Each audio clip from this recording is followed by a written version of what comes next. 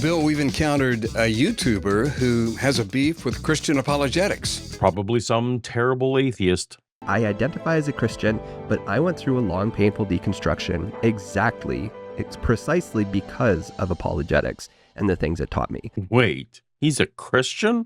Oh, here at Paulogia, we do love some Christian on Christian violence.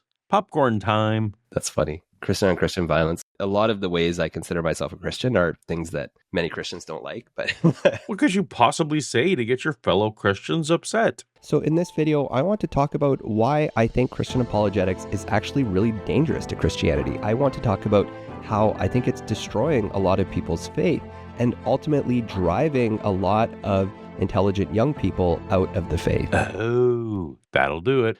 Atheists believe I'm a Christian and Christians don't. So there you go. Maybe that's why I like hanging out with atheists better.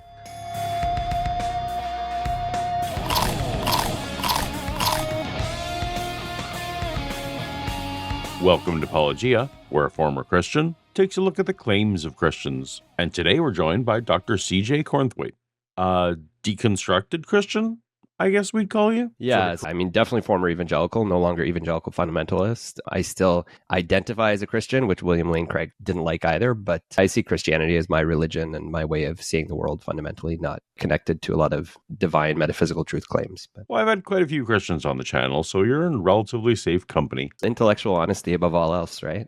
That's the idea. I think the one thing we have in common is that we see apologetics as a net negative for the Christian community. Yeah. Can Christian apologetics be dangerous? I was thinking about this question this morning because Christian apologetics was something I discovered as a teenager. And I think one of the reasons I went through a deconstruction that was so difficult and painful and confusing was because of apologetics. And I didn't deconstruct in spite of apologetics. I deconstructed specifically because of apologetics. And I think this is something that we don't really talk about very much, that there's an actual real connection between Christian apologetics, both kind of the philosophies underpinning it and the activities Christian apologetics does, and the fact that so many kids are leaving the faith. Apologetics, I think often what happens, the people who are doing apologetics often think they're doing good intellectual work and maybe honest engagement or honest questioning. We can talk about why I don't think that is the case. But the other problem is it props up a whole system that is really unkind to people and really is cruel, frankly. So apologetics is kind of the intellectual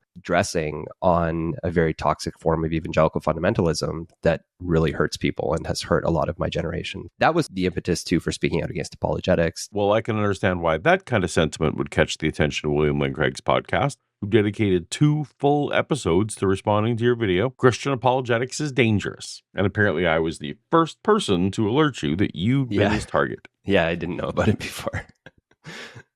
I might not have otherwise, to be honest.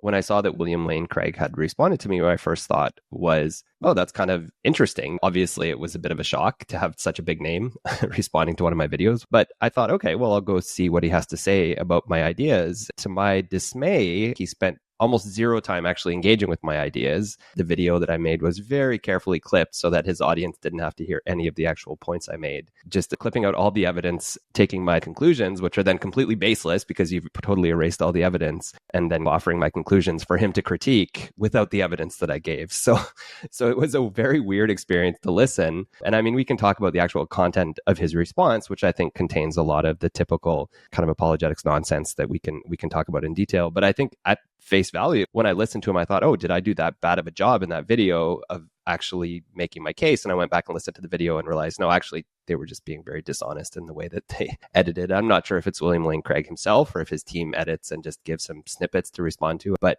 they were very careful not to let their faithful audience hear any of the things that I actually said. So that's an important background. As always, here on my channel, you can find links to the original videos, or podcasts in this case, in the description, so that the viewer can go see for themselves if I'm representing the other party accurately. Bill, we've encountered a YouTuber who has a beef with Christian apologetics. Chris Cornthwaite has his PhD in philosophy from the University of Toronto, Master of Arts at the University of Western Ontario, Master of Divinity with distinction from the University of Western Ontario, and a lot more credentials. He was once in ministry and was once a teaching assistant at the University of Toronto. He said my PhD is in philosophy. My PhD is actually in Christian origins, which is in a religious studies department. Christian origins is the name for biblical studies, New Testament kind of stuff. Getcha. Very kind introduction. Very generous. He responded to me many years ago, and I've heard he was that less story, kind. yeah. That the intellectual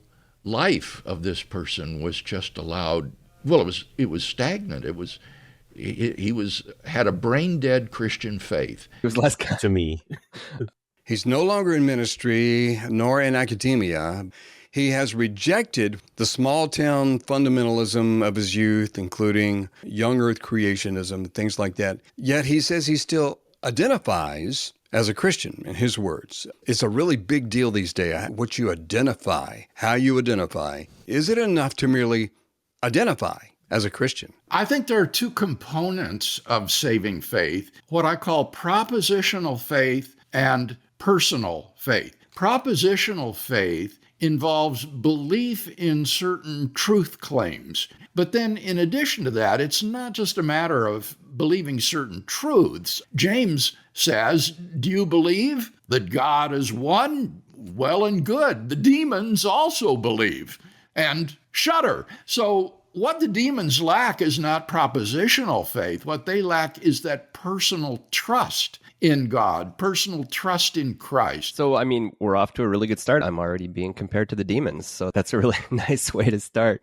It's interesting. Yeah. So identity, you can see that they sneak that word identity in, like I'm just some young millennial trying to lump it in subconsciously with conversations about gender identity, which I'm assuming his listeners don't like. And it's a conversation that they would be threatened by. So there we go. I'm just somebody who identifies as a Christian. Right. I think what's really funny is right out of the gate, we start with the most common reaction to the work that any progressive or mainline liberal Christian does, and that's you're not a real Christian. Like that's kind of where we start, right? We're going to define what Christianity is. Here's our evangelical belief, and you don't fit it, therefore you're not a real Christian. And I have very obviously said on my channel again and again that I am a Christian, but I'm not an evangelical fundamentalist. So if you are measuring my Christianity by your evangelical fundamentalist yardstick, then you're always going to come up short. What's interesting, I was thinking about this because I don't know how many of your viewers will know this, but William Lane Craig actually studied under the theologian John Hick, who is just like the most beautiful soul. If anybody ever wants to have their faith restored in theology, you should look at John Hick and some of his ideas. John Hick was described as a universalist in his later life because as his thinking evolved and he engaged with the world around him, he came to reject what he would see as, the very tribalist, exclusivistic way of looking at faith that evangelical fundamentalists have. John Hick promoted a much more open way of thinking about religion. He saw God as the real, and all religions are imperfect ways of trying to describe and get at that real thing. I bring that up because I very much identify with the way William Lane Craig's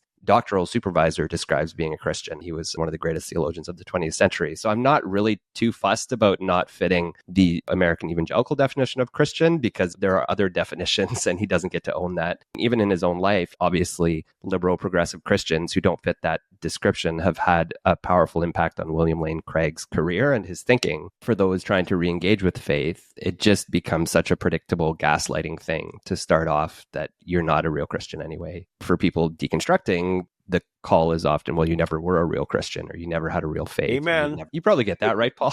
Every day. You didn't know. You didn't have a relationship with God. You had a religion, but not a relationship. These are the kind of things that people throw out to try to make their tribe feel good. And that's what William Lane Craig is doing. He's throwing out this kind of definition right off the bat. I'm not a Christian. And then as the interview goes on, he's able to then respond to me as if I'm an atheist when I've clearly said I'm a Christian. So I think this is identity politics. This is evangelical fundamentalist identity politics, that we're going to decide that you don't get to fit our description. Predictable, but not a great start. Maybe not as mean as they were to you, though. Not quite. William Lane Craig quoted there even the demons believe and shudder verse, which is actually quite impactful for me because one of the things that really shook me was divine hiddenness. I consider myself to be a non-resistant non-believer. And therefore, this propositional knowledge that he talks about is a prerequisite for salvation. I know it's not fully sufficient for salvation, but it is a prerequisite. And it always makes me angry that the demons get to have it when I don't It Yeah. seems like a God that wants to have a relationship with me would at least give me this propositional knowledge. And that's also evidence that it's not messing with my free will. No, he exists and free reject him. Why can't I reject a full knowledge? Anyway, that's Yeah. one of my pet peeves. No, that's true. And that evangelical fundamentalist soteriology is so messed up and it's so cruel. And even I would say evil, because what ends up happening, you remember being a kid, you were raised in this, right? You were raised I'm from a young age. Dinosaurs on the Ark, all of it. Yeah. Okay. I thought we had a similar upbringing. So remember the cruelty of not being able to belong in the community you're born into. The cruelty of you don't get to belong until you realize you're a wicked, evil sinner, make the decision that some ancient blood sacrifice somehow sets you right with God, and then you can be in the club. I've critiqued it as being a very modern soteriology. I don't think it really holds up when we look at ancient Christianity. There are certainly roots of it in early Christianity, but the particular way that evangelical fundamentalists understand salvation is really messed up and has really negative impacts on people's life and well-being and mental health if they ever struggle with their faith. So I don't know how many times, as a teenager, you rededicated your life to Christ because you were afraid it didn't stick, right? You don't get to belong. You imagine, do any other Christian traditions give people this much anxiety about belonging? Be a Catholic, show up on Christmas, you're still a Catholic. My wife converted through Campus for Christ at university, and she was still a Catholic. They still have her on the register. So we went to put our kids in Catholic school, which we have here in Canada. And it was no problem because she's still a Catholic. So they're not like, oh, sorry, you converted to fundamentalism 10 years ago. You're a Catholic. Come to Catholic school. We could critique the Catholic Church too, but I think there's something a lot more healthy about that. Just let people belong without constant anxiety over whether they get to belong or not. Well, obviously, it really jumped out at me when I ran across his video, the danger of apologetics. And so let's look at what he thinks here. Here's the introductory clip. Let's go to clip number 1. So in this video, I want to talk about why I think Christian apologetics is actually really dangerous to Christianity. I want to talk about how I think it's destroying a lot of people's faith and ultimately driving a lot of intelligent young people out of the faith. I've had conversations with people who think being an apologist means one who strives to make people who disagree with you look bad. Can I just point out there that totally didn't respond to any evidence? That was my opening statement of the video. Here's what I think about your opening statement without listening to any of your evidence. Maybe listen to a little bit more.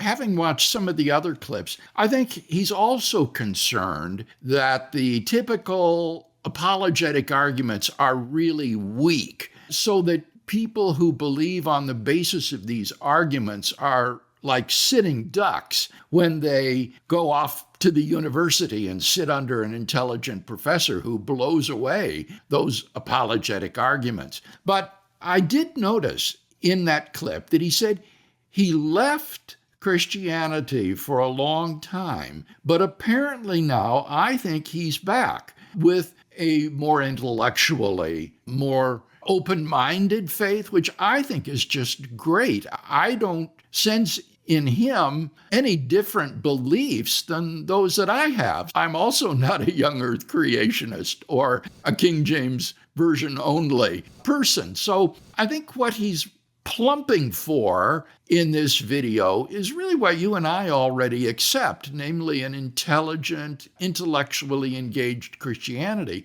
And what he's vying against is a very narrow, popularistic form of Christianity. Yeah, a couple things there. One of the things, you've thought about this a lot more than me, so it's been interesting over the last few months to do some thinking about what apologetics is actually doing. Even in his response to this, I learned something, because I was expecting him to react to my evidence, which he didn't do. What I saw in his response clued me into what is actually happening with William Lane Craig and similar apologists. They are trying to convince people that their presuppositions are intelligently held, and that in having those presuppositions, they're basically doing the same as every other intelligent person who has ideas. We can talk more about that later, but it's interesting that I did another video where I responded to an apologetics professor who critiqued one of my videos. There's this dialogue within apologetics that there's good apologetics and bad apologetics. Whenever somebody doesn't like something about apologetics, it's because they're responding to bad apologetics. What we see is a dialogue that sort of puts Christian apologetics on this spectrum of like the dumb apologetics over here that are like the extreme fundamentalist, King James only. I don't know the numbers, but I wouldn't imagine that's much of evangelical fundamentalist Christianity. There is a component. The amount of churches that are King James only these days, like there's not many of those left.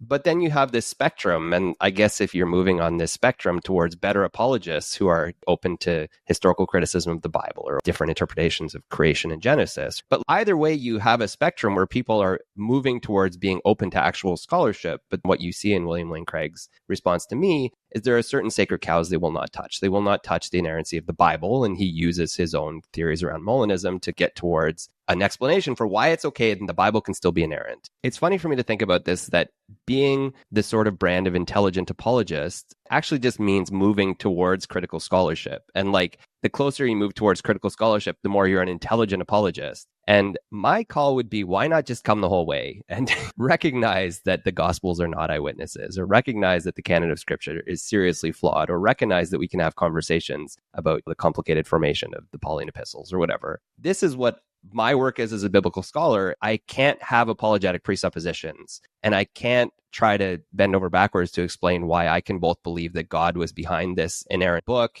and that somehow humans had free will in creating it. That's theological work. And if theologians are going to do that work, that's fine. But that's not what a historian does. If you want to be a good apologist, maybe stop being an apologist. Instead of thinking about good or bad apologetics, why not just not do apologetics? And instead of trying to defend a presupposition, just look at the evidence. That's what I come back to. Perfect.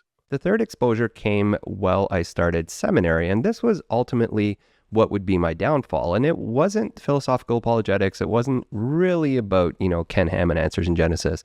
It was just about the Bible. It was that I got into reading the Bible in Greek and Hebrew, and I started to study the Bible, and I had always been raised to believe that the Bible is the inerrant, inspired word of God. But when I went to study the Bible, and I started coming across contradictions, errors, I started to see the historical hands. I started to realize that the Gospels had different portrayals of Jesus. I started to realize that the Bible had been copied and recopied for thousands of years. And I remember at this point reading a book called The Case for Christ. And it was actually, biblical scholars and Lee Strobel interviewing some biblical scholars and making a case for why the Bible was safe.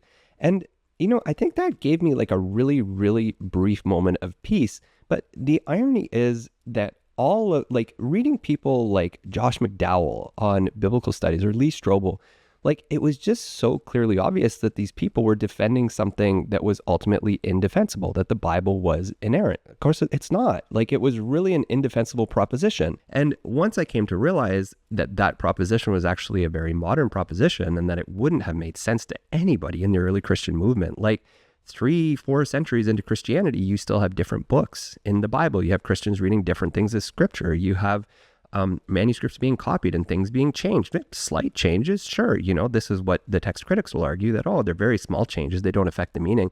Yeah, but they're still changes. And if this is the inspired word of God and we don't even know what the original said, this is a problem. So all of these sort of biblical criticism type things, I think that was where the dominoes started to fall. Yeah, I was struck, Kevin, by this clip, that the problem that he's identifying here is not at all with apologetics. It's biblical studies that bothered him. They came to expose to him errors in the Bible. Just to point out that this was the point of the video. So yes, he's right. It was biblical studies that bothered me, but why I'm saying apologetics is dangerous, this was the point of the video in the first place. It sets smart kids up for failure. Obviously, it wasn't apologetics that challenged my faith, but apologetics did not do enough to protect me from really good biblical scholarship. If that was their goal, they definitely failed. So, of course, I have to laugh at this. No, apologetics didn't convince me to stop believing in Christianity or stop believing in biblical inerrancy. It was biblical studies.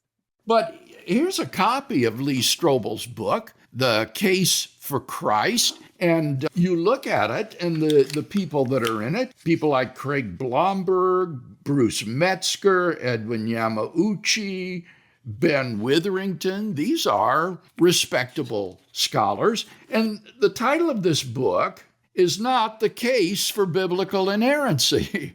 It's The Case for Christ. And you can have good reasons to believe in Jesus Christ without believing in biblical inerrancy. That's pretty obviously true because a lot of mainline Christians believe in different tenets of Christianity without biblical inerrancy. I don't actually have any problem with that, but the case for Christ is fundamentally an evangelical book. It's kind of a circular argument for evangelicals. So mainlines would understand that, mainline Christians, Catholic Christians, even Orthodox Christians would understand a lot of their religion as coming to them through church history and other processes. Evangelicals who have a higher approach to the Bible and have really chopped off a lot of historical Christianity, not necessarily William Lane Craig, but just in general, evangelicals just have no idea where their beliefs came from or where their Bible came from. It does become a circular argument. So the case for Christ usually has to be the case for the Bible because it's the Bible that tells us about Christ. So this, to me, he's making a legitimate point, but I don't really think it says anything because of the way evangelicals treat the Bible as basically a documentary eyewitness of the case for Christ, So that's the problem, I think, with that. And what is really striking to me is that his assumption was even more fragile than biblical inerrancy. Even textual criticism was a problem for him. Now, for those who don't know, textual criticism is the work of scholars to reconstruct the original wording of the text. The original wording of the text of the New Testament has been established to well over 98% accuracy. Accuracy for what? It doesn't even make sense. Like what the original authors wrote, we don't know. I just did a thing on the Gospels, and we can very clearly see that we have no evidence that even the sayings of Jesus in our Gospels line up with the way the earliest church fathers were using the sayings of Jesus. Like literally the sayings don't match, and there are different sayings of Jesus that the church fathers quote, and they quote other Gospels. It's until the middle of the 2nd century, we don't even have a view of anything that could be considered a gospel. That comes with Justin Martyr talking about the memoirs of the apostles. Even there, it's not clear what he's talking about. It sounds like he could be talking about the Gospel of Peter. I talked about it in the video, so I won't go through all that now. But like 98% accuracy. Accuracy for what? It doesn't make any sense at all. If we're talking, you go look at the work of somebody like Marcus Vincent and his team, and they have a YouTube channel over at Patristica, it's called. And like they're using data science and uncovering earlier versions of Paul's letters behind the Paul's letters that we have. People have added to it. And not in the text critical edition, people have actually expanded the letters of Paul and added chapters and stitched things together. So like, I don't even understand what accuracy means in this context. If you're talking about accuracy as the autograph, there's no, for those who don't know, the autograph would be the original thing that Paul wrote or whoever. Right. We don't have any way to test that. We certainly don't know that. So this sort of fundamentalist talking point that we can know with text criticism with 98% accuracy is nonsense. The other thing that I come back to is I don't care that the Bible's not inerrant. Like it doesn't bother me even a little bit anymore. But for those who want to claim the Bible's inerrant and then turn around, and we do see problems with the manuscripts. We do see the problem of canon that we'll get to later. But just in terms of copying manuscripts,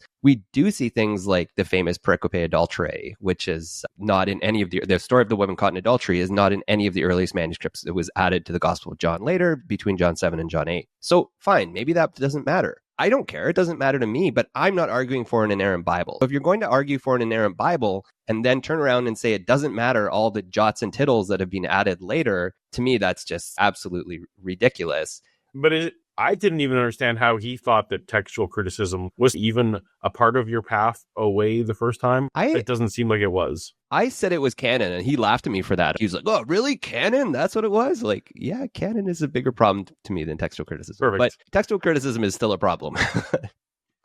For me, it was always textual criticism. As you said, it gets back to what was originally penned on the page by the original authors. The problem was always like, well, what about all the decades before somebody wrote it down? Yeah. That's what the problems for me were. And constantly trying to push the dates of the Gospels back. So if somebody says, like Mark, for example, like scholars will say, oh, maybe between 65 and 75. And then you'll hear an evangelical be like 60. It's like constantly edging it back closer and closer. Do you know J. Warner Wallace? Yeah, I do. He thinks Mark was written in the 40s because he thinks that Paul was quoting Luke, and therefore that had to be written before any of Paul's letters. The amount of people who have told me in my comments that I'm not an expert and I should listen to real experts like J. Warner Wallace who are actually good at solving cold cases. If your mother gets murdered, do you want me to come and solve her case for you? Like, that's not the same skill set. Having a biblical scholar on that case would not really be the thing you want. The number of words in the New Testament that are still uncertain are only about 1,400 words out of 38,000. And none of those words is of any doctrinal significance whatsoever. May be full, or we write this that our joy may be full. It's just a trivial matter of one letter. Just for an example, in the Gospel of Mark, right at the beginning, Mark chapter 1, this is the very first gospel we have, the very earliest account, the first words written about Jesus that would come to be in our New Testament. And he says, the beginning of the good news of Jesus Christ, the Son of God. But those words there, the Son of God, it's the genitive, but it's not in the earliest manuscripts. It says the beginning of the gospel of Jesus Christ. Basically in the Greek, I don't think there's any articles in the Greek. So it basically says like a Son of God, but we could also read it as the Son of God. It's the same problem at the beginning of John, where it says the Word was with God. But that may or may not appear in the earliest manuscripts. There's an ongoing text critical problem of whether it says Son of God there at the beginning of the gospel of Jesus Christ. Those are two words. But to me, that matters if Mark calls Jesus Christ the Son of God or not. We can debate what that means. We won't do it today, but that does actually matter. So those are where little words can make a huge difference. He had indeed an extremely brittle, fragile faith that was easily destroyed even by the work of textual critics to establish the accuracy of the original text of the New Testament. The one thing I wanted to respond to is he said Chris had an extremely brittle, fragile faith. If textual criticism bothered him, you can believe in Christ without believing in biblical inerrancy. And of course, I agree with that, as I've already said. It's funny that he's responding to me as if I'm an atheist. I did lose my faith at one point, and apologetics was a part of it. But I very clearly said at the beginning, I identify as a Christian. And I've seen him do this with Bart Ehrman, too, that he'll basically say something like, Bart Ehrman went to study and found what he thought were problems with the Bible and then became an atheist. And Bart Ehrman really clearly says he became an atheist because of the problem of evil and not because of problems with the Bible. That was a lot younger than I am now, but I still had a very real faith that was very important to me, and losing it was very painful. So that's not really kind either. But of course, you can believe in Christ without believing biblical inerrancy. So it's just the same type of weak logic, basically. And from there went the Ken Ham answers in Genesis nonsense, because I could read Genesis in Hebrew and realize there are really obviously two different creation stories in Genesis 1 and 2. Be careful when people try to do this one-upmanship on you by saying, oh, I read it in the Hebrew in the Old Testament. I read it in the Greek. Just to clarify, it's not to say like I'm better than you because I read it in the Hebrew. I very clearly said it was about me and my personal faith. I didn't say you have to stop believing this because I read it in Hebrew. But what becomes very clear when you read Genesis in Hebrew is that you don't always notice in the English that they very much are two different creation stories with two different names for God. So one is Elohim in Genesis chapter 1. Genesis chapter 2 is Yahweh. There's actually different manuscripts, different ancient traditions that have been stitched together. When you read the vocabulary in Hebrew, and you see in Genesis chapter 2, this very earthy creation story where Yahweh creates Adam, which means something like the earthling, and puts Adam in the garden. It's a beautiful mythologized story of beginnings. Genesis chapter 1 is a very different story. Reading it in Hebrew is important, not because I'm trying to be snobby and say like, oh, well, I read it in Hebrew. This is evident in your English language Bible. And in fact, there are not two different creation accounts in Genesis 1 and 2. And this has been well explained by the commentator Klaus Westermann in his magisterial commentary on Genesis 1, 2, 11. Oh, he absolutely is leaning into his attempt at the German magisterial pronunciation. Commentary. He lived in Germany. He studied under Wolfgang Pannenberg, which is another German that William Lane Craig studied. A great theologian, too. He studied under some great people for somebody who basically spends his life pandering to, evangelical fundamentalists. Well, of course, but the optics of saying CJ said that he read it in the original Hebrew. Yes. But also, while I'm referring to these people, let me throw on my German accent to make it seem more legitimate. I didn't even catch that. That is brilliant. I love it. What Westermann explains is that Genesis chapter 1 is the story of the creation of the world, the heavens and the earth and everything in it. Genesis 2 is the story of the origin of humanity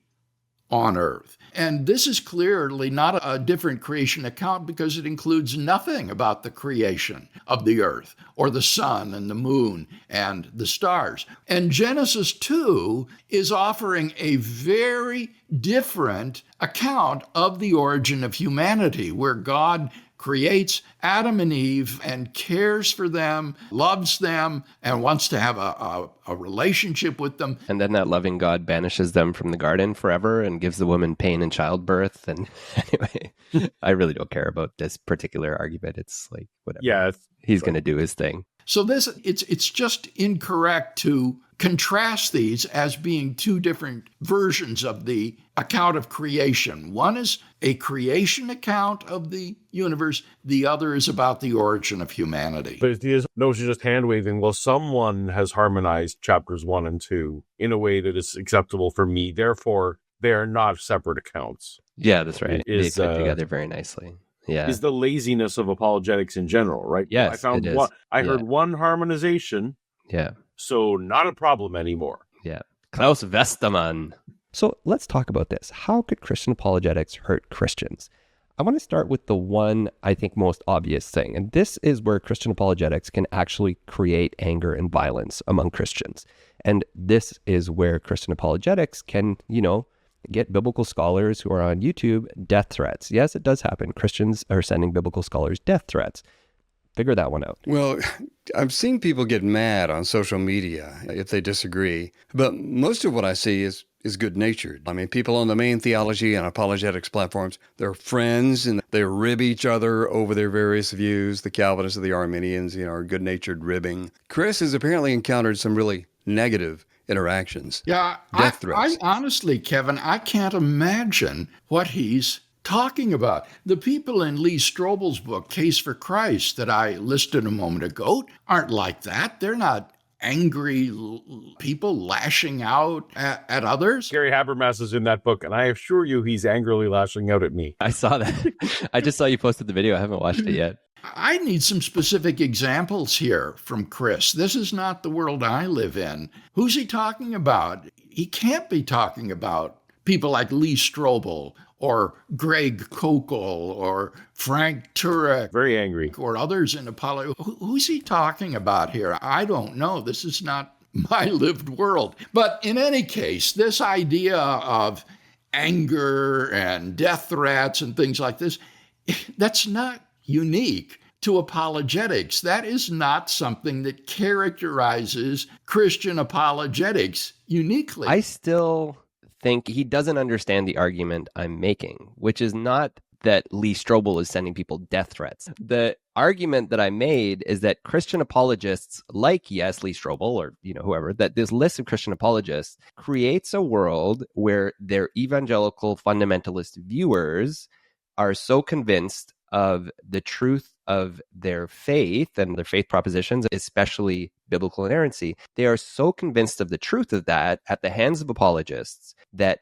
when they see biblical scholars question that, they lash out angrily. This is what can result in death threats. I have not personally had a death threat. I've been doing this for 5 months, but I do know of one person who's had a couple. I won't name them. Hopefully I can do that. But I know people like Bart Ehrman. He's not a biblical scholar, but I think Richard Dawkins even has a thing where he reads death threats from Christians, doesn't he? Yeah. Less so now, since he's part of their club again. So it's, they like him again because he's a cultural Christian. Yes. I have had a lot of people very angry at me. And I even had one person email the registrar's office at the University of Toronto, where I graduated from 8 years ago, and basically say, this guy is claiming that he came from your institution, which I did. I just interviewed my supervisor on my channel, so I'm obviously not too far removed from my academic institution. William Lane Craig misunderstood what I was trying to say, which is not that apologists send death threats to people, but that apologists create an atmosphere in which evangelical fundamentalists get so whipped up and are so certain that they think people doing critical scholarship are actually doing it because they are vindictive or they hate God or they're trying to deconvert people instead of just that they want to do good scholarship.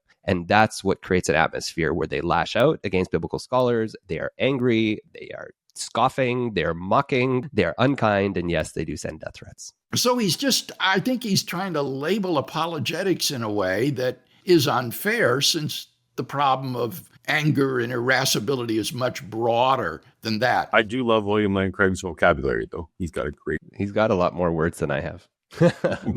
Much bigger words. Moreover, Kevin, did you notice what his problem in this clip was? This really shocked me. It was canonicity. It was determining which books belong in the canon. Well, now, I don't know how that is a major problem. Before the end of the first century, all of the Gospels and Acts and all the letters of Paul were accepted as inspired scripture and therefore as authoritative. Wait, did I just hear? Did he say by He the said end of the first century. I don't know if he misspoke. I heard that and I was like, I'm hoping he just misspoke. Actually, that's insane. We'll just assume that's a slip. And although there were some doubts expressed by some church fathers over, say, 2 Peter or the book of Revelation, these were not widespread. You notice when he gets to my best point, he scoffs like, oh, this is Yes. it? This is the point? It's like, yes, it's the point. It's literally the point. And just because you're going to laugh at this point and pretend that I'm making a mountain out of a molehill doesn't take away the fact that canonicity is a serious, serious problem. And it was a serious problem for me as a fundamentalist. I hope what he meant to say is that the Gospels and Acts and the undisputed Paulines, and maybe even a couple disputed ones, were accepted by the end of the 2nd century, which I would actually agree with. The famous piece of evidence for this is the Muratorian fragment that has the basics of a biblical canon on it. It could be late 2nd century, early 3rd century. Some people have put it as late as the 4th century. So there's still a lot of discussion over when it actually comes in. It's missing Hebrews, James, 1 Peter, 2 Peter. It only has two. It refers to 2 of the letters of John. It has the Apocalypse of Peter in it and the Wisdom of Solomon as well. That's the end of the 2nd century. We still don't get a New Testament that looks exactly like our New Testament. That would actually come in the 4th century with the Festal Letter of Athanasius, which is where the first time that we get a New Testament that looks exactly like our New Testament. Now, again, I don't care about this because I'm not a biblical inerrantist. But for biblical inerrantists, the issue of canon does matter. It's a huge, huge problem to say that the New Testament is specifically the inerrant word of God, and then to recognize that it took 300 years after Jesus to get a New Testament that looks like ours. If you look at that and laugh that off and then turn around and say, well, I'm going to build doctrine on our New Testament, like, what are you doing? That is not serious thinking. If you're going to say 300 years of history of the development of the canon don't matter. So to me, that just it's just ridiculous. It's absolutely ridiculous to say that even though, yes, I agree that the core was there, because we have a process where the canon evolves and grows alongside the church. And we do see this process where the canon evolves and grows as the church's theology evolves and grows. Stuff was taken out that didn't fit with the church's theology, which is why, for example, we don't read the Shepherd of Hermas or the Epistle of Barnabas anymore, both very popular books among early Christianity. If you look at Codex Sinaiticus, which is one of the great 4th century manuscripts. I have a facsimile. So I have a photocopy that was done by the British Library of Codex Sinaiticus that I work with in my office. Yeah, that was a weird flex because I've never paid to have manuscripts printed out. Anyway, Sorry. Yeah, so if you look at, this famous manuscript, Codex Sinaiticus, which is one of the earliest sort of bound copies of like a New Testament with the multiple books that we have, or of a whole Bible with multiple books that we have, it has the Shepherd of Hermas in it, and it has the Epistle of Barnabas in it. So, what do you do with that? That's hundreds of years after the fact, and you still have other books being treated potentially as canonical. There's going to be discussion about that. But the point is that this was an evolving conversation. The thing that evangelical fundamentalists want to do is to retroactively throw their own modern day presuppositions about the Bible back onto the 1st, 2nd, 3rd, even 4th centuries. And it just doesn't work. The evidence isn't the slam dunk that they want it to be. We talked a minute ago about the fuzziness around how the Gospels come together, the fuzziness around the letters of Paul, the fact that things got into the New Testament that were clearly not written by Paul that claimed to be, or clearly not written by Peter. The 2 letters of Peter were clearly not written by an illiterate fisherman in the Galilee. These were clearly written by somebody who knew how to write in Greek. So you have serious, serious problems with the development of canon that, chuckling about it and saying like, oh, really, that's your problem, doesn't actually do away with these really serious problems. And to me, that's just an excuse, frankly. And there was never any question about including extra canonical books like the Gnostic Gospels into the canon of the New Testament. This is a common apologetic trope, and I fell for it when I was a kid. I fell for it when I was in university studying this stuff. A common way that apologists will talk about non-canonical books is to say they were Gnostic. Gnosticism becomes a catch-all phrase for anything that didn't make it was Gnostic. And this is fundamentally untrue. If you look at what early Christians read, I already mentioned the Epistle of Barnabas and the Shepherd of Hermas. Neither of those are Gnostic. The Didache is not Gnostic. I happen to not even think the Gospel of Thomas is particularly Gnostic. Some of the stuff later found at Nag Hammadi is Gnostic. On my channel recently, I've talked about some of our earliest Gospel fragments coming out of Oxyrhynchus. Just recently, this one has come online, P-Oxy 5575.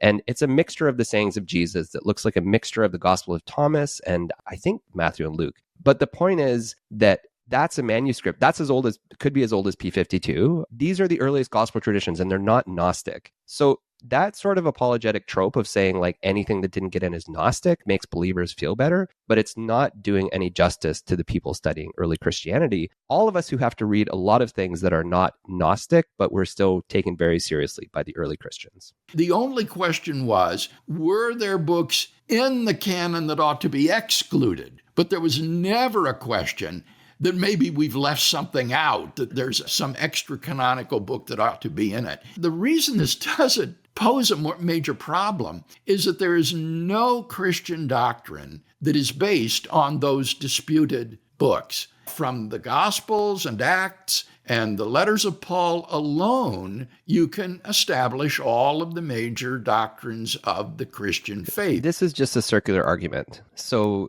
the canon developed alongside Christian doctrine. So to say that we can get all our Christian doctrine from the canon makes perfect sense because the canon was adapted and evolved alongside Christian doctrine. For example, the Shepherd of Hermas was dropped out, and people will say maybe it was because it didn't have apostolic connections, which is maybe a legitimate complaint, but it also appears to have Docetism in it. It has a couple verses that could be construed as like Jesus was basically, some kind of like supernatural being who took on the appearance of a human, but wasn't actually a human. There's an example of something that didn't fit Christian doctrine being pulled out. This way of looking at this, like we can get all our Christian doctrine from the Bible. The Bible was developed alongside of Christian doctrine to justify Christian doctrine. Furthermore, there were early Christians reading different books that they had different doctrines they got from them. We could talk about the Ebionites, for example, the famous early Christian group in Judea and Palestine that followed the law and thought Paul was a heretic. They had different books they were reading. To sit in the ocean of all the modern doctrine we have, you're swimming in this thing that's called Christian orthodoxy.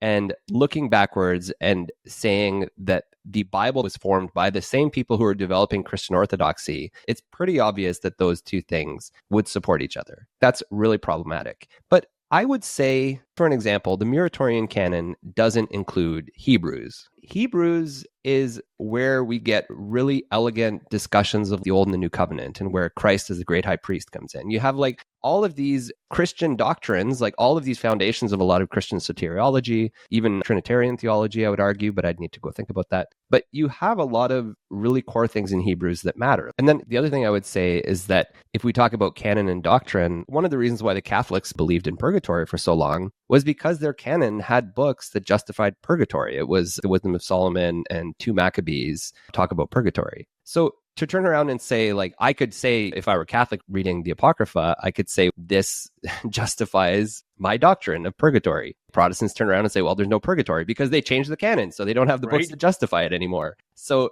it's ridiculous to say the canon gives us all the doctrine we need because you can see it's just a circular argument. Canon flows from doctrine, doctrine flows from canon, and you can't separate those two things.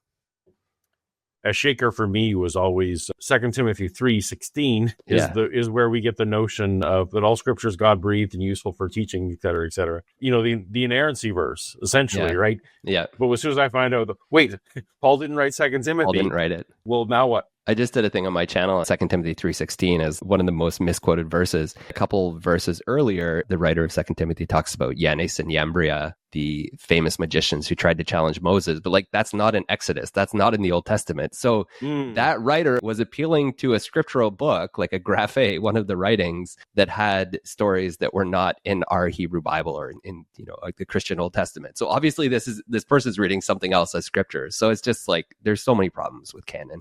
We can't even do them justice today, but the whole thing is nonsense. Even though canonicity is interesting, and I do address it in Volume 1 of my Systematic Philosophical Theology, this should no more be a big problem for Chris than textual criticism is. Well, where he says there was never a serious consideration of including extra canonical books like Gnostic Gospels, like the fact that these letters were copied, the fact that the stuff that's not in our New Testament was copied and kept, and we're digging them out of the sands of Egypt, for example, or, finding them in the canons of other traditions or whatever, indicate that somebody took these seriously. Somebody put these under serious consideration to copy them and preserve them. So the idea that extra-canonical books were never taken seriously is ridiculous because they were created and kept for a reason. They were obviously somebody took them seriously. What apologetics does is it convinces people that Christianity is this little box that you can protect and keep safe. If you had given them a different tradition, they would probably feel safe to explore within it. But when you give intelligent kids a box and say,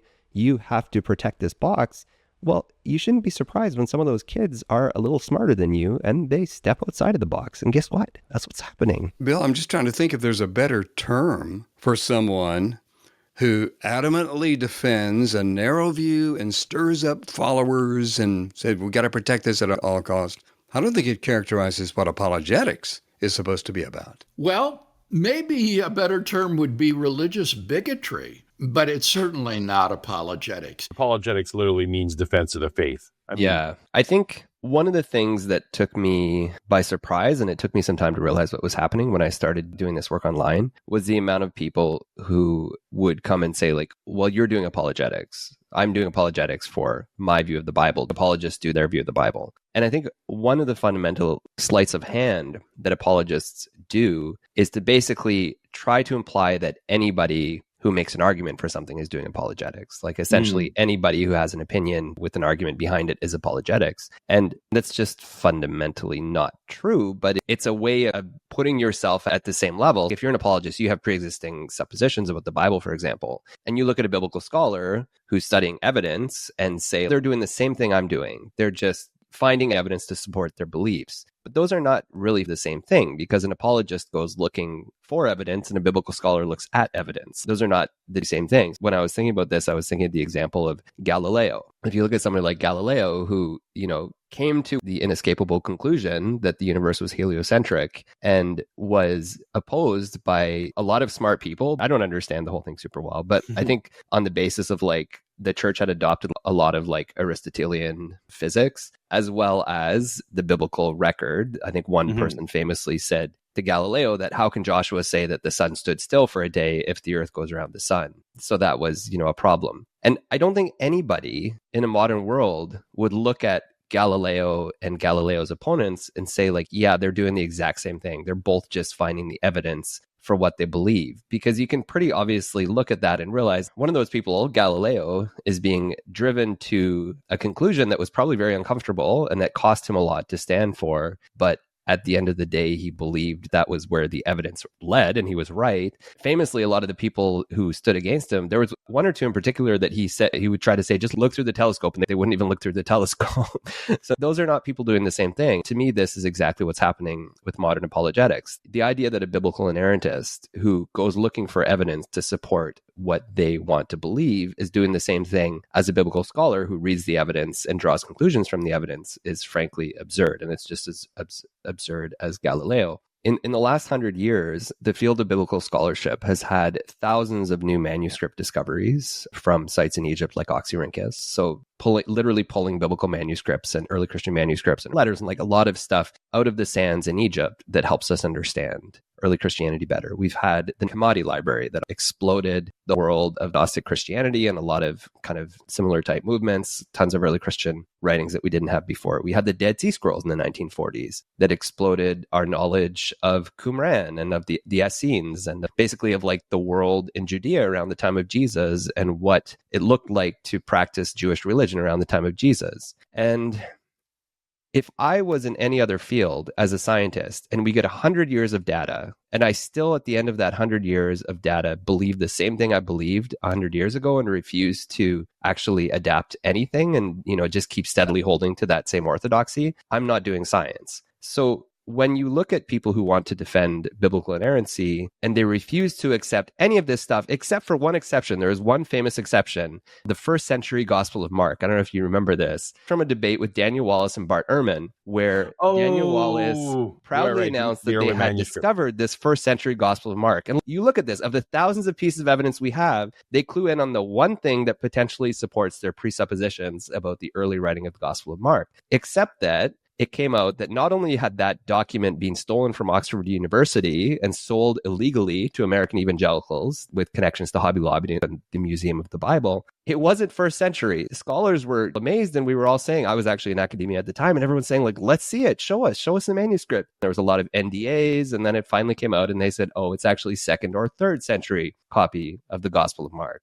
This is what you get, 1 or 2 little pieces of evidence that fit the presuppositions people pay attention to, and then they went really quiet after they realized it wasn't first century. Thousands of data points that people refuse to look at, or if they do look at, they decide that all of the Gospels we pulled out of the sands of Egypt are Gnostic and therefore illegitimate. None of them have any claims. We found the Gospel of Thomas that we had in fragments from Oxyrhynchus at the turn of the 20th century. There were 3 fragments of the Gospel of Thomas from Oxyrhynchus.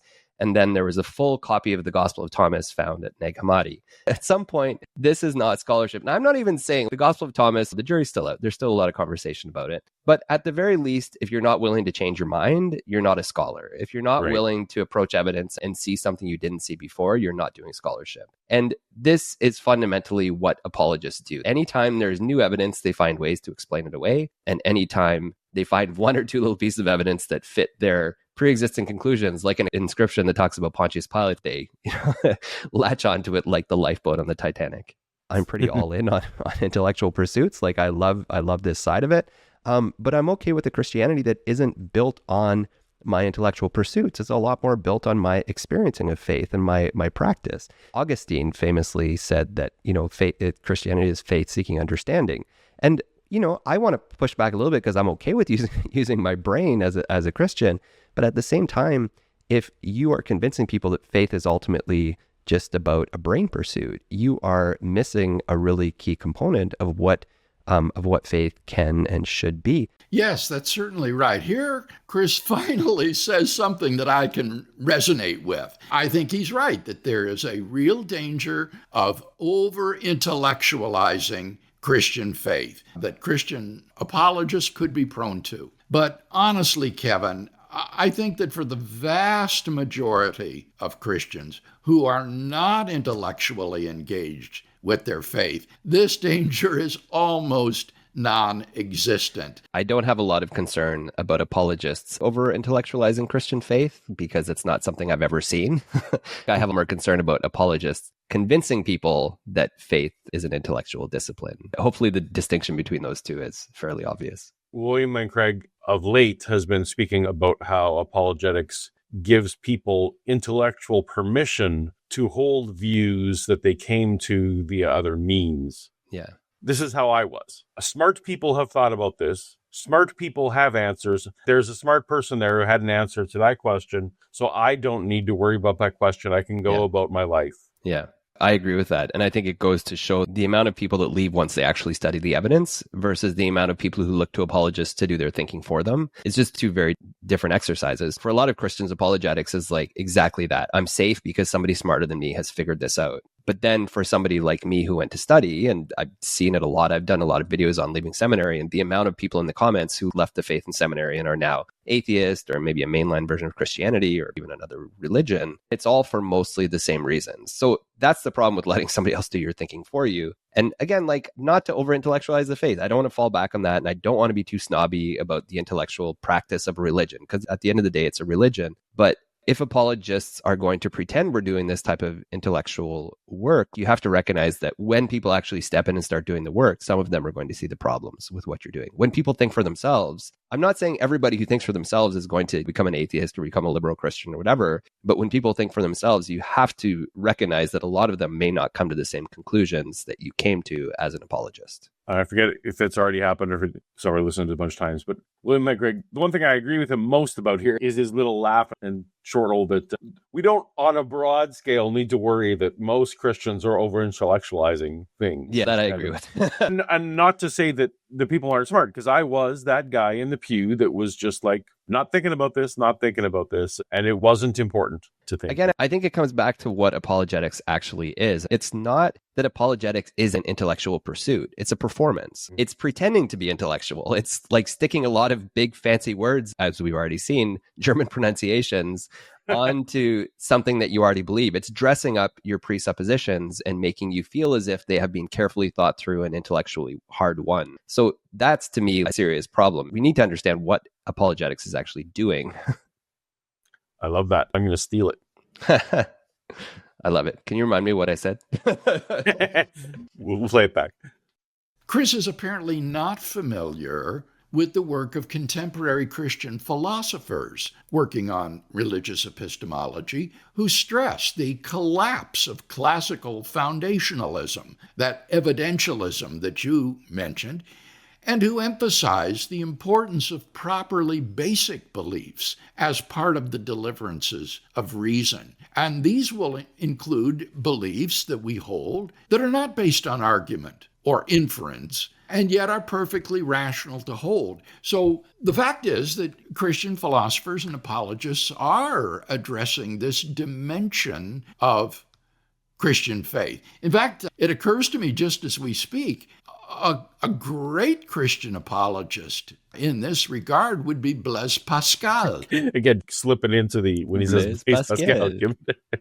give it a French. Pascal, not a postmodernist, is like, I think that's what he's trying to say essentially, is like we've moved out of this modernity type of evidentialist world to now postmodernity. It's kind of what I'm reading. I'm not a philosopher, so I'm not going to try to debate William Lane Craig on philosophy, but I can take him on biblical studies if he wants to go there. Who in his famous Pensée emphasized what he called reasons of the heart, as well as Christian evidences as a basis for Christian belief. So this is not in any way absent from the apologetics community. So I think what I'm hearing there is his take on the inerrant Bible, but maybe I'm reading too much into it. To argue that something like the inerrant Bible can be a belief that we hold, even though it's not based on argument or inference, like you're doing philosophical work to justify retroactively putting your own philosophy or your own theology onto history. Look at my field, basically twisting a philosophical argument to come up with the reason why the Bible's inerrant. Like, you're not doing history, you're doing still theology. I should stop on the theology stuff, though. I can't do it justice. From my side as a filthy atheist, when he speaks about these properly basic beliefs that are fully rational for me to hold, he's not saying this is the best explanation or that I can really justify this, but you can't say I'm crazy if I have this idea. Exactly. Yeah. That's a different standard than what most people think he's talking about. That's exactly what jumps off the page at me as I'm reading this transcript. Beliefs that we hold that are not based on argument or inference and yet are perfectly rational to hold. What is a belief that isn't based on argument or inference but is also perfectly rational? That's a presupposition. Essentially what that is, right? I don't see any other way to read that. So it's rational to hold presuppositions without actually basing them in argument or inference. To me, that's not a good epistemology. That's not an epistemology I want to work with, but he's a philosopher, so maybe he's found ways into it that I'm not capable of understanding.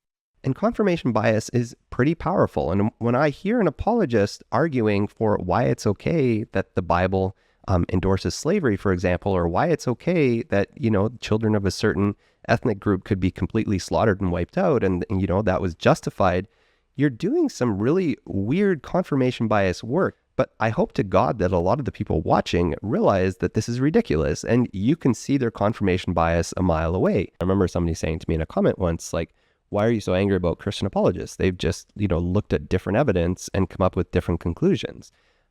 But that's not actually what apologetics does. Apologetics actually looks for the evidence to support their pre-existing conclusions. Apologists think they already know what's right, and they have very little interest in exploring any evidence that questions that. I don't think Chris really understands what confirmation bias is. Confirmation bias is the universal tendency to accept arguments that support what we already believe, and to be skeptical of arguments that challenge what we believe. Now, as such, confirmation bias is universal. It affects not only Christians, but also atheists and agnostics as well. We all have that tendency. I'm pleased that you are now finally, for the first time in your life, ever to hear the definition of what confirmation bias is? Yeah, he doesn't think. Well, I didn't understand what it was, apparently. So, yes, I did actually say in that video that every human has confirmation bias. It's pretty powerful, and we are all subject to it. However, I just look at what I actually said. If I hear an apologist arguing for why it's okay that the Bible endorses slavery, for example, you're doing some weird confirmation bias work. Just because we all have confirmation bias doesn't mean we will all apply that confirmation bias in the same way. In the biblical scholarship arena, confirmation bias is powerful. Like, as a biblical scholar, there's arguments that I am predisposed to, that I'm convinced by, and I tend to notice, this is going to sound bad, but it is true of biblical scholarship. Let me work with an example just to be safer here. So I'm very convinced by the arguments that there was a lost sayings gospel behind Matthew and Luke that scholars refer to as Q, the Q source. I see a lot of evidence for that. There are people who stand against that. For example, the scholar Mark Goodacre, who thinks that Luke used Matthew and Mark, and that's why Matthew and Luke have shared material that's not in Mark. Now, when he reads the evidence, he sees different things than I do. And we both have a tendency to be more convinced by the evidence that supports our positions because we've developed them and thought through the evidence. However, I think either of us could have our mind changed if we had new evidence. If you are actually a scholar, you may hold things to be true, but somebody who's actually looking objectively at evidence should be able to change their mind. Even if it's difficult, even if you have to overcome your confirmation bias, it should still be possible for you to change your mind. I've already mentioned 100 years of fantastic new evidence about early Christianity that apologists are unwilling to look at or engage with. And they just dismiss it for the most part. Not the Dead Sea Scrolls, that's more complicated, but like the Nag Hammadi library, like all that kind of stuff. That's confirmation bias that I'm talking about, is the confirmation bias that like you won't even look at the evidence. You've already decided what's true and nothing will change your mind. That's not scholarship. We all have confirmation bias, but it operates on different levels. The confirmation bias I see in apologetics is not the same as a biblical scholar who might have a slight predisposition to a certain argument, but is still willing to have their mind changed. Those are two very different things. Christian apologists have made the faith, this rich, beautiful Christian tradition, has made the faith so oversimplistic, has made the faith so simple. I want to even use the word dumb, that most of the Christian faith has just been chopped off. So why can't we tell people that that's what Christianity is? Instead of these, simplistic oversimplifications of the faith into, a bubble that matches this weird modern fundamentalist, evangelical movement that's actually a very weird thing in Christian history.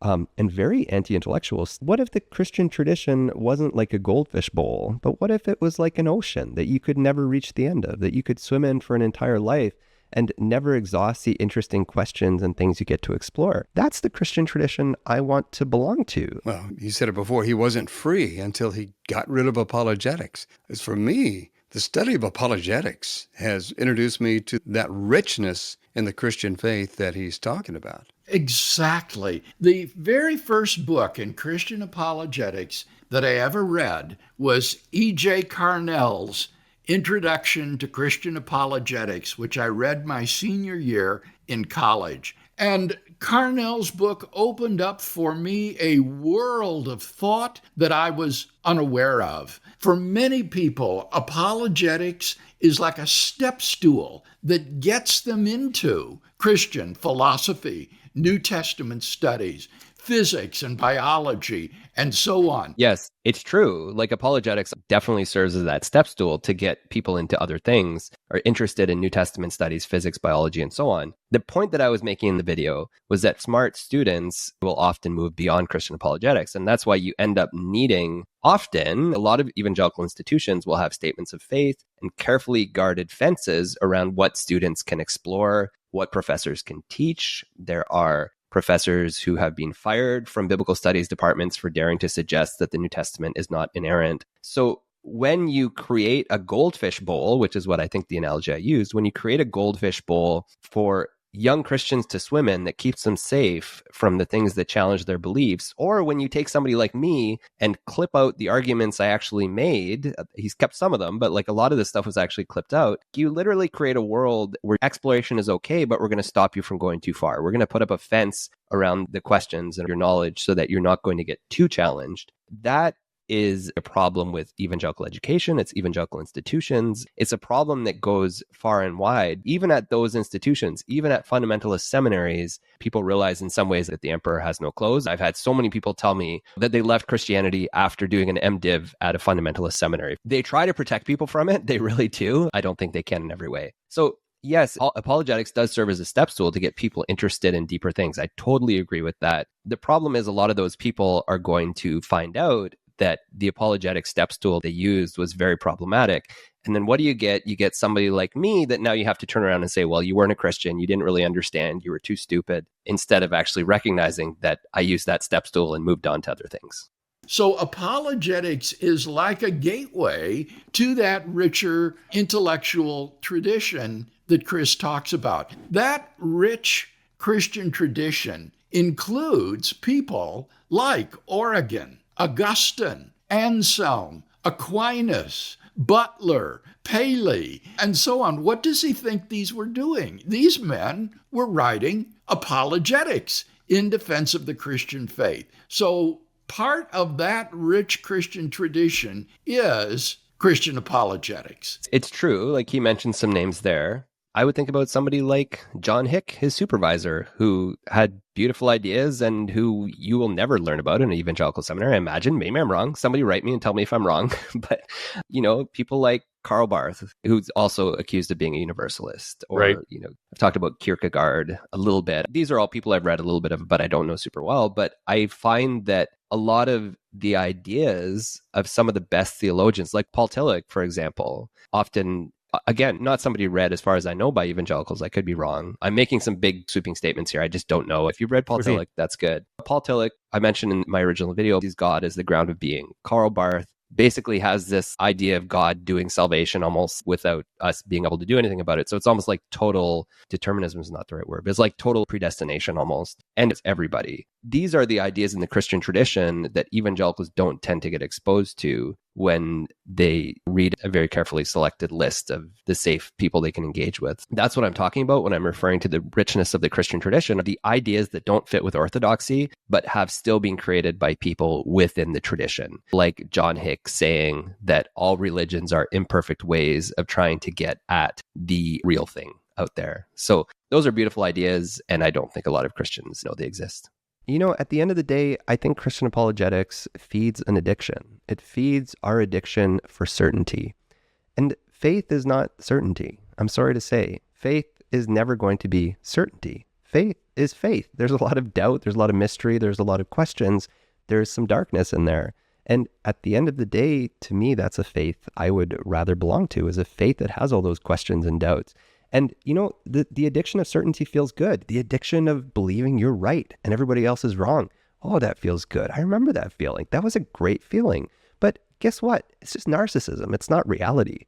So if you want to actually engage with this tradition, and if you are, engaging with apologetics, you're going to find it comes up short. And if you are doing Christian apologetics, if you identify as a Christian apologist, you should be very careful, because you actually need to stop and realize that you're probably pushing a lot of people out of the faith. And at the very least, you're probably giving people a version of the faith that is very limiting and that is not representing the richness and beauty of the Christian tradition. I think what Chris is criticizing here is people who do apologetics poorly, but not people who do it well. I agree with him that we need to exemplify what I call apologetical modesty. That is to say, we should make modest claims on behalf of Christian faith, and then you surpass them with very powerful arguments that more than establish those relatively modest claims. And unfortunately, there are many Christians who do not practice apologetical modesty. For example, just this Easter, I heard a pastor say in his morning sermon that there was more evidence for the resurrection of Jesus than for any other fact in ancient history. Now, it was not an apologist who made that outrageous claim. It was a pastor. And frankly, it made me cringe. Where do you think the pastor got that idea? Why do you think a pastor believes that there's more proof for the resurrection of Jesus? than any other fact in ancient history? Is it because the pastor just woke up and decided to take a shot in the dark and guess that? Or is it because the pastor has been listening to Christian apologists? He got it from somewhere. And when you have this mass infrastructure pumping out all these books about the eyewitness accounts and the resurrection, we can be confident in 500 witnesses and all this stuff, it's not a surprise that this pastor thinks that it's one of the best proven facts in ancient history. To me, wrapping all this up by proving what apologetics is doing is not helpful. I get that William Lane Craig is doing this on a level that is much more intelligent than many apologists and many pastors, but he can't get away from the fact that at the level of application, people don't do the work at the level that he does. And at the level of application, it still comes back down to simplistic beliefs, more proof for the resurrection of Jesus and for any other fact in ancient history. This is why there's such a problem with this, because it's not about the smartest people. People listen to apologists and get this impression that there's overwhelming evidence for the resurrection of Jesus, and they can't see the nuance there. So when your listeners or your readers don't see those nuances, they get angry at scholars who even question. You have exactly the problem I've been talking about this entire time. The truth is that what Chris is saying is that we do need to exercise our minds to explore all of the riches of the Christian faith, and we need to do it with modesty and integrity. Well, we've reached the end. Okay, I felt like I was ranting a little bit. Everyone likes a good rant, but I know that people are going to wish that I had pushed back further on, well, how can you know all these things? You said you had some questions, for sure. You know, maybe we'll have that discussion someday where we are on opposite sides and we're going head to head, talking about whether you're reasonable and justified to hold that belief. But for today, we don't need to do that. We can be hand in hand in saying the Bible's not inerrant, that apologetics is probably causing Christianity more problems in the long term than it is helping in the short term. And thank you so much for hanging out.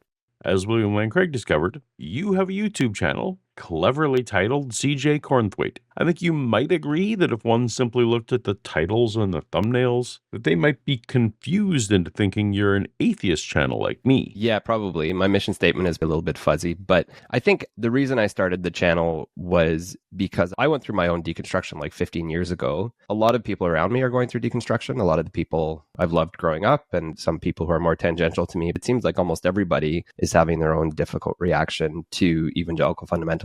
For me, YouTube was just a way to explore some of the reactions to that, both in terms of validating the deconstruction and kind of the nonsense. A lot of them were talking to me about questions they have and struggles they were having. And of course, when people deconstruct, as we've seen even in the online space, it's often followed by gaslighting and people telling them they're delusional or that they were never Christians to begin with. And it's a really difficult emotional journey, even for a 30, 40, 50-year-old. So I wanted to validate that and at the same time bring some of my own training in the study of early Christianity. And a little bit, I do have some training in theology as well. I'm not a very good theologian, but I wanted to offer some responses in a way that could reach more people, I guess. Yeah. And then the other real catalyst was watching Wes Huffa and Joe Rogan, seeing my field really misrepresented and frankly lies about my field on a national stage. At that point, I decided that I needed to speak out against apologetics. So the channel's just become a mixture of like biblical studies, interviewing scholars I think are interesting, talking about things that I think people deconstructing need to know, and exploring ways to reconnect to a Christian faith that aren't just closed-minded dogmatism, but exploring the richness of the Christian tradition in a much more open way. I want everyone to head over to CJ's channel now,